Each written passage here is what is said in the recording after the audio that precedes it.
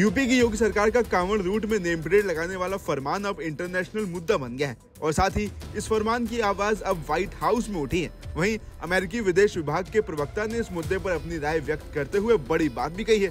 वहीं इस बीच गौर करने वाली बात यह है कि किसी भारतीय ने नहीं बल्कि अक्सर भारत के आंतरिक मामलों में टांग अड़ाने वाले पाकिस्तान ने ये आवाज उठाई है।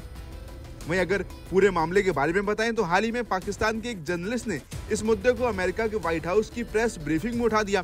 पाकिस्तान के पत्रकार ने प्रेस ब्रीफिंग के दौरान अमेरिकी विदेश विभाग के प्रवक्ता मैथ्यू मिलर से सवाल किया कि भारत में बीजेपी शासित प्रदेशों में मुस्लिम दुकानदारों से उनके नाम लिखने के आदेश पर आप क्या सोचते हैं। वहीं पाकिस्तानी जर्नलिस्ट के इस सवाल पूछने के बाद मिलर ने जवाब दिया कि हमने उन खबरों को देखा है। हमने ये भी देखा है कि भारतीय सुप्रीम कोर्ट ने 22 जुलाई को उस आदेश पर अंतरिम रोक लगाई है, इसलिए वे वास्तव में प्रभाव में नहीं है। हम हमेशा दुनिया में कहीं भी धर्म और आस्था की आज़ादी के अधिकार के सम्मान को बढ़ावा देने और संरक्षण के लिए प्रतिबद्ध हैं।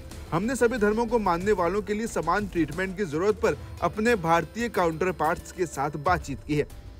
In few states, the BJP government is forcing Muslims owners of restaurants to display their Muslim names at their eateries. Due to going hate against Muslims, they fear it will bring more problems for them.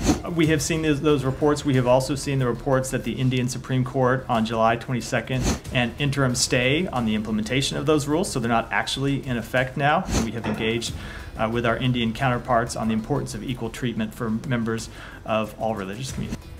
वहीं आपको बताते चलें कि उत्तर प्रदेश की योगी सरकार ने इस महीने की शुरुआत में आदेश दिया था कि कांवड़ यात्रा के रूट पर पड़ने वाले सभी ढाबों और ठेलों के मालिक और काम करने वालों को नेम प्लेट लगानी होगी। यूपी सरकार के इस कदम पर चलते हुए मध्य प्रदेश और उत्तराखंड में भी ये आदेश लागू किया गया था। हालांकि 22 जुलाई को सुप्रीम कोर्ट ने इस आदेश पर अंतरिम रोक लगा दी। इस मामले की दायर याचिका पर जजों ने कहा कि दुकानदारों को मालिक की पहचान बताने के लिए बाध्य नहीं किया जा सकता है। हालांकि देश में भी इस मुद्दे को लेकर जबरदस्त बहसबाजी हुई थी। तमाम विपक्षी नेताओं ने केंद्र की मोदी सरकार और यूपी की योगी सरकार को जमकर घेरा था।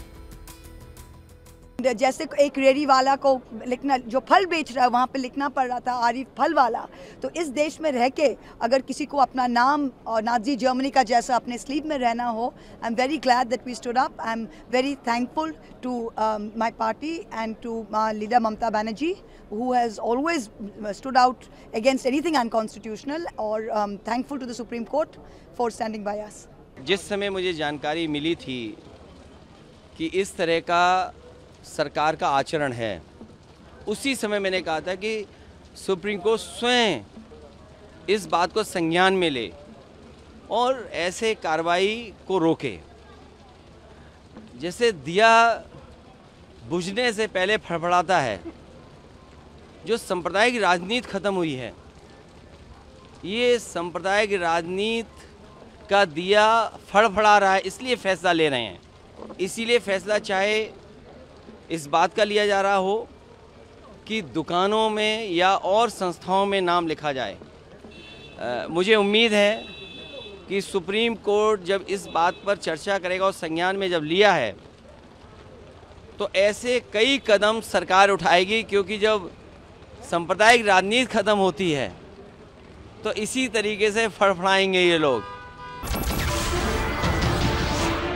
नमस्कार, मैं हूं मानक गुप्ता। अगर आपको हमारा ये वीडियो पसंद आया हो तो इसे लाइक और शेयर जरूर करें, और हां, हमें सब्सक्राइब और फॉलो करना ना भूलें ताकि आप देश और दुनिया की कोई खबर मिस ना करें। तो जुड़े रहिए हमारे साथ और देखते रहिए न्यूज़ 24।